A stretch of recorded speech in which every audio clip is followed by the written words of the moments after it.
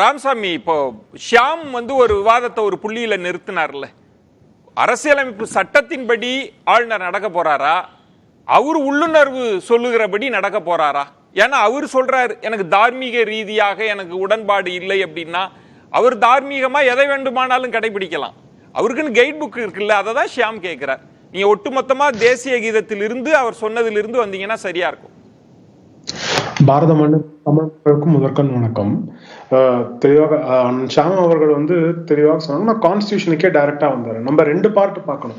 எல்லாரும் கான்ஸ்டியூஷனை பார்க்கும்போது ஆளுநர் எப்பவுமே aid and advice of the council of மினிஸ்டர்ஸ்லயே ஆக்ட் பண்ணணும் அப்படின்னு எப்பவுமே பேசிட்டு இருக்காங்க.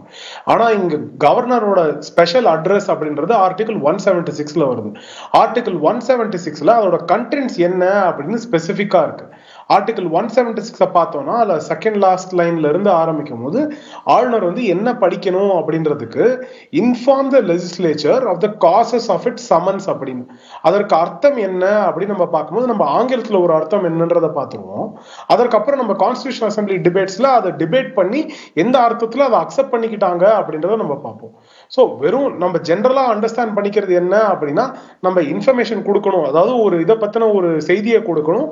அந்த செய்தி என்ன சமன்ஸ் இருந்ததோ அதை பத்தி நோட்டீஸை பத்தி மட்டும் அப்படின்னு நீங்க அது அப்படிதான். ஒரே ஒரு நிமிஷம் முடிச்சிடுறேன். நீங்க கான்ஸ்டிடியூஷன் எக்ஸ்பிளனேஷன் நான் அந்த ஒரு இதை மட்டும் முடிச்சிடுறேன். கேள்வியோட கூடுதல் விளக்கம் சரிவா தர முடியுன்றதுக்காக நீங்க ரொம்ப அருமையா கான்ஸ்டிடியூஷன் அந்த டிபேட்டை சொன்னதுனால நான் சொல்றேன். ஆளுநர் எப்படி தேர்வு செய்யப்பட வேண்டும், குடியரசுத் தலைவர் எப்படி தேர்வு செய்யப்பட வேண்டும் அப்படின்லாம் விவாதம் வந்தபோது யாருக்கு அதிகாரம் இருக்கணும் அப்படின்ற போதெல்லாம் அம்பேத்கர் சொல்றார், நீங்க அதை பத்திலாம் யோசிக்காதீங்க, அமைச்சரவையின் முடிவுக்கு கட்டுப்பட்டவர் தானே ஆளுநர், அதுக்காக அவருக்கு பெரிய அதிகாரம் இருப்பதெல்லாம் நினைச்சுக்காதீங்க, அவர் அமைச்சரவைக்கு கட்டுப்பட்டவர். இது அரசியலமைப்பு நிர்ணய சபை விவாதத்துல இருக்கு. அதை தானே ஷியாம் அவர்கள் சொல்றாங்க. நீங்க என்ன புதுசா சொல்ல வரீங்க? இல்ல அதுதான் என்ன பிரச்சனைனா, ஆர்டிகல் 200 அவருக்கு என்ன டிஸ்கிரிஷன் லிமிட் ஆயிருக்கு, எய்ட் அண்ட் அட்வைஸ் எங்க ஃபாலோ பண்ணணுமோ நம்ம அதை அங்க பயன்படுத்தாம நம்ம ஆர்டிகல் 176 எய்ட் அண்ட் அட்வைஸை எப்படி ஃபாலோ பண்ணணும் அப்படின்னு சொல்றோம். ஆர்டிகல் 176 இருக்க அந்த எய்ட் அண்ட் அட்வைஸை எப்படி ஃபாலோ பண்ணணும் அப்படின்றதையும் டிபேட் பண்ணிருக்காங்க. ப்ரொஃபசர் கேடி ஷா அவர்கள் சரமாரியா கேள்வி வச்சுக்கிட்டே வராங்க. அவங்க அமெண்ட்மெண்ட்ஸும் ப்ரப்போஸ் பண்ணிக்கிட்டே வராங்க. அதுல அம்பேத்கர் அவர்கள் கிளாரிஃபை பண்றாங்க, ஆளுநர் அவர்கள் பேசும்போது ஒரு அரசின் ரெப்ரசன்டேட்டிவா அவங்க அங்க பேசல, அவங்க ஸ்டேட்டோட ரெப்ரசன்டேட்டிவா பேசுறாங்க. அப்ப ஸ்டேட்டோட ரெப்ரசன்டேட்டிவ் அப்படின்ற போது மக்கள் சம்பந்தமான விஷயங்கள் அனைத்தையும் பேசுவார் அப்படின்னு. நான் இப்போ இந்த ஆளுநரோட ஃபேக்சுவலா ஒரு பொசிஷனா அதை கம்பேரிசன் எடுத்துருவோம். நம்ம ஆளுநர் இன்னைக்கு தவறான விஷயங்கள் இருந்தா கூட அந்த ஸ்டேட்மெண்ட்ல அது அரசியல் சார்ந்த விஷயங்களா இருந்தா கூட அதை அவங்க ஸ்டேட் பண்ணி தான் ஆகணும். அந்த கேள்வியே ஆனா அதற்கு கவுண்டரா வைக்க வேண்டியது எதிர்கட்சியோட பொறுப்பு, அதுல மாற்றுக்கிறது கிடையாது. ஆனா அந்த சமன்ஸ் அப்படின்னு நம்ம ஒரு வார்த்தை படிச்சோம், காசஸ் ஆஃப் இட் சமன்ஸ்னு. அப்ப இந்த அமர்வு எதற்காக வந்திருக்கிறது, இந்த அமர்வில் எதை விஷயமா நம்ம தீர்மானங்கள் ஏற்ற முடியும், எதை விவாதம் செய்ய முடியும் அப்படின்ற ஒரு கேள்வி இருக்கு. அப்ப மத்திய அரசு சார்ந்த விஷயங்கள் சென்ட்ரல் லிஸ்ட்ல இருக்கு. எளிமையா பேசலாம். கான்ஸ்டிடியூஷன்ல சென்ட்ரல் லிஸ்ட், ஸ்டேட் லிஸ்ட், ரொம்ப கனமான வார்த்தைகள்லாம் போடாம ரொம்ப தெளிவா நான் கேக்குறேன். உங்களுக்கு நீங்க எனக்கு அதுக்கு விளக்கம் கொடுங்க. ஒரு ஆளுநர் உரை தயாரிக்கப்பட்டு ஆளுநருக்கு அனுப்பப்படுது, அரசு அனுப்புது, அவர் சில விளக்கங்கள் கோரலாம், அதுக்கு ஒரு பதில் கொடுக்குது, அதுக்கப்புறம் அவர் ஒப்புதல் கொடுத்து நடக்குது.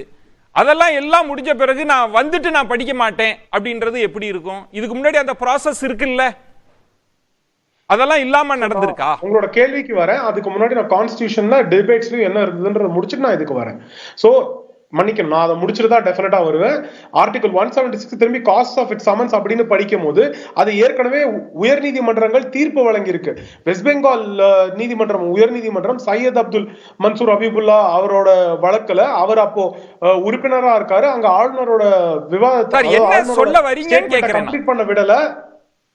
என்ன இதன் மூலம் சொல்ல வருவது, தேசிய கீதம் தான் முதல்ல பாடலாம் அப்படின்னு சொல்லக்கூடிய அதிகாரம் ஆளுநருக்கு இருக்குன்னு சொல்ல வரீங்களா? ஆளுநரோட ஸ்டேட்மென்ட்க்கு வரேன், அதுக்கப்புறம் நான் நேஷனல் ஆந்தம்க்கு வரேன். ஆளுநரோட ஸ்டேட்மெண்ட் எக்ஸாக்ட்டா இவங்க கொடுத்ததுதான் இருக்கணும்னு அவசியம் இல்ல. ஒண்ணு அப்படி அதுல இருக்கிற கண்டென்ட்ஸ் அக்செப்டபிளா இல்லைன்னா கூட அப்போசிஷன் அதை கேள்வி கேட்கலாம், ஆளுநர் படிக்கலாம் அப்படின்றது 2. மூணாவது விஷயம், அதுல கான்ஸ்டிடியூஷனலா சரிவராத விஷயங்கள் இருந்தால் அதை ஆளுநர் விட்டு விடலாம் அப்படின்றத அந்த நீதிமன்றம் சொல்லி இருக்கு. ஆர்டிகல் 176 டிபேட்ஸ்லயும் அப்படிதான் இருக்கு.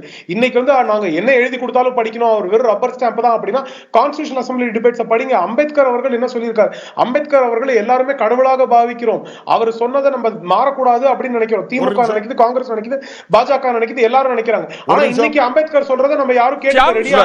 ஏன்னா இன்னைக்கு அரசியலுக்கு நமக்கு அது சாதகமாக இல்லை.